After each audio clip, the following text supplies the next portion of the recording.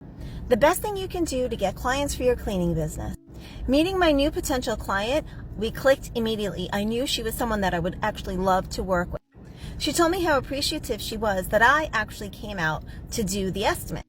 She loved how I asked specific questions to what her cleaning needs were, and that I actually customized a cleaning for her, specifically customized to what her needs and wants were.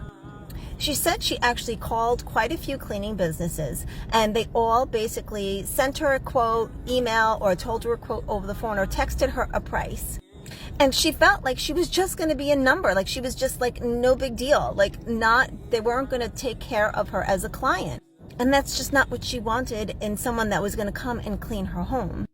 And she loved the fact of how professional, organized, and how honest and transparent I was about what I was going to do for her, the services what I was going to provide, and more importantly, the things that I was not going to do. She never asked for a discount, never asked how long is it going to take.